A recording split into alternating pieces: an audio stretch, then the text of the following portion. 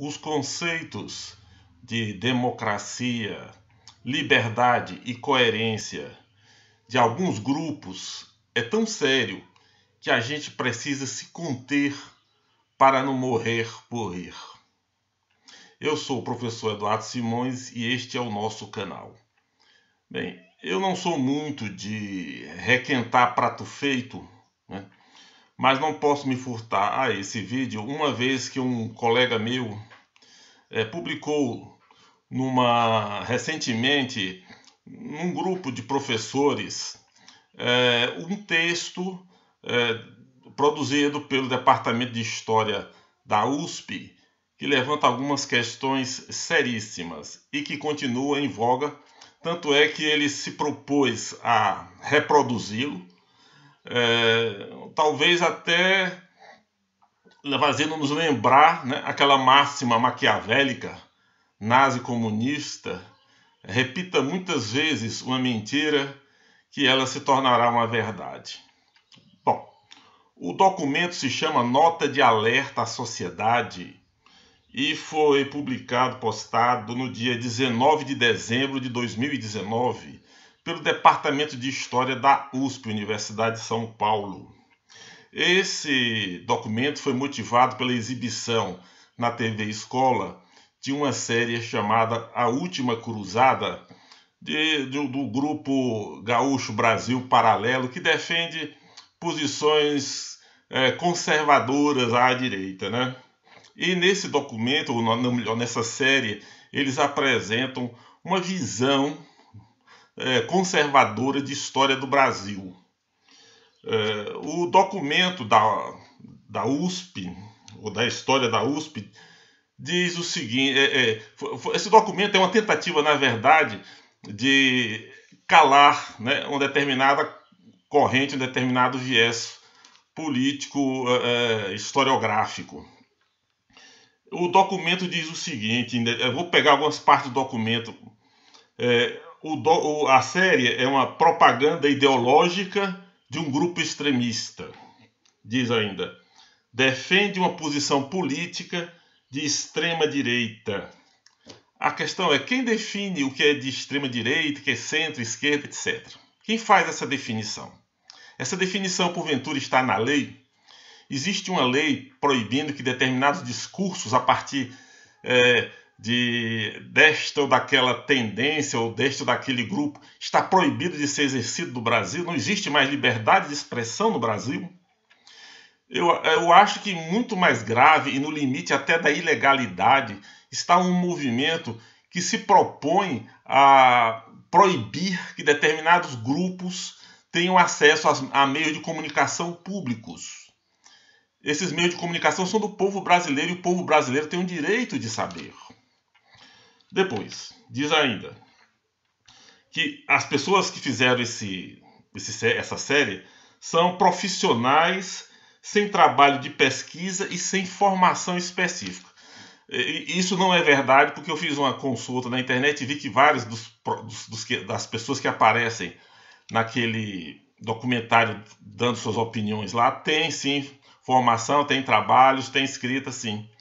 Agora, formação específica, então só o professor de história ou só a pessoa formada em história numa universidade pode escrever sobre história? Se é assim, o que é que a gente vai fazer, por exemplo, do trabalho de homens como Raimundo Faoro, que não tinha formação específica de história? Caio Prado Júnior, o papa da historiografia de esquerda, ele não tinha formação específica em história. Mas ainda, Sérgio Buarque de Holanda, Nelson Werneck Sodré, esses homens não tinham formação em história, eles foram estudando, pesquisando a respeito, tinham uma grande formação, uma grande base cultural, uma grande formação em cultura geral, e escreveram brilhantes livros de história. Ainda bem que eles existiram e escreveram o que escreveram, mesmo não concordando com elas, com o que eles escreveram, ou com essas obras deles, né? Aí, vamos ver aqui. O que mais nos angustia a esse respeito é que nós, da minha geração, que éramos democratas, que junto com elementos de esquerda lutamos para que a esquerda tivesse oportunidade de se manifestar, os marxistas pudessem falar livremente as suas teorias, porque nós acreditávamos e ainda acreditamos na democracia. Hoje nós vemos que os marxistas, os esquerdistas, à medida que cresceram o seu poder de influência na sociedade brasileira, tentam usar desse poder de influência para impedir que determinados grupos se manifestem, aplicando a esses grupos a mesma injustiça que eles sofreram no passado, desde 1922, quando foi fundado o Partido Comunista do Brasil. É uma pena, é uma grande pena. Depois, acusa ainda o documento, né? Dedicam-se a construir uma narrativa fantasiosa, equivocada e preconceituosa. Uma produção alheia aos métodos avalizados pelas instituições e profissionais, etc, etc. Aí, peraí, quem define quem é avalizado para dizer que aquele documento de história, que aquela produção historiográfica é válida ou não? Que aquela produção está de acordo com os conceitos aceitáveis ou não? Quem faz isso? E com que interesse faz isso? Por acaso, os pesquisadores, os produtores de textos e conhecimento da USP, do Departamento de História da USP, saem nas universidades, nesses centros avalizados, pedindo permissão, pedindo o aval deles para poder escrever o livro deles, ou eles simplesmente pegam a verba farta do governo e produzem o seu material e jogam no mercado consumidor, jogam para as pessoas lerem. Bom, vamos continuar. Diz ainda adiante, né? Apresenta uma narrativa negacionista. Negacionista de quê? Da historiografia da esquerda ou da concepção esquerdista de história? E quando a esquerda, por exemplo, inclusive muitos alunos e professores universitários negam escandalosamente a massa de provas, o volume, a avalanche de provas contra Lula e o governo de Dilma Rousseff, mostrando a corrupção, o descaramento, o aparelhamento de Estado. Eles negam isso grosseiramente, e isso não é negacionismo. O negacionismo só vale quando é da esquerda para a direita, nunca o contrário, não é uma via de duas mãos. Aí diz aqui, é uma seita minúscula, o pessoal que fez os tais vídeos, né, a série de vídeos, é uma seita minúscula que dedica todos os seus esforços e os seus meios. Aqui eles citam um autor francês, Pierre Vidal-Naquet. Ele diz aqui, então continuando, é uma seita minúscula que dedica todos os seus esforços e os seus meios para destruir não a verdade, mas a tomada de consciência da verdade. Primeira coisa, André Vidal-Naquet é um marxista de carteirinha. Então, a verdade que Vidal-Naquet fala aqui é a verdade da esquerda, é a verdade da interpretação historiográfica de Marx e dos marxistas. Agora a questão é, a história é uma ciência ou é uma religião? As religiões estão interessadas na verdade, a ciência está interessada na precisão. A verdade não é objeto da ciência, a verdade é objeto de busca religiosa. E é por isso, por exemplo, que Santo Agostinho diz: creio apesar de ser absurdo. Ou ainda, uma parte da Carta dos Romanos de São Paulo Apóstolo, né, falando de Abraão. Esperando contra toda esperança, Abraão creu. É isso, e é por isso que os marxistas não fazem verdadeira autocrítica, porque depois de 170 anos de fracasso em todos os seus projetos, eles continuam dizendo: nós temos a verdade, essa verdade é indestrutível e nós precisamos, se necessário, impô-la ao povo. E é por isso que Naquet fala que a verdade é indestrutível e que acusa o lado oposto de impedir a tomada de consciência da verdade. Parece que quem se expressa não é nem um agrupamento de cientistas, de estudiosos de uma universidade, mas uma seita religiosa fanática. Isso é grave, minha gente. Depois fala aqui.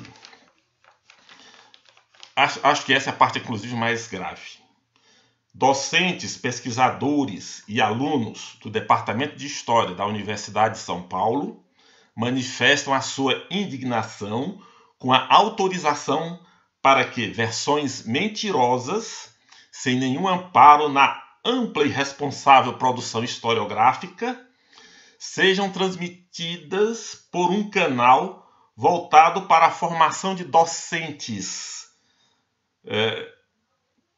mas também para a população em geral. Olha o grave disso aí.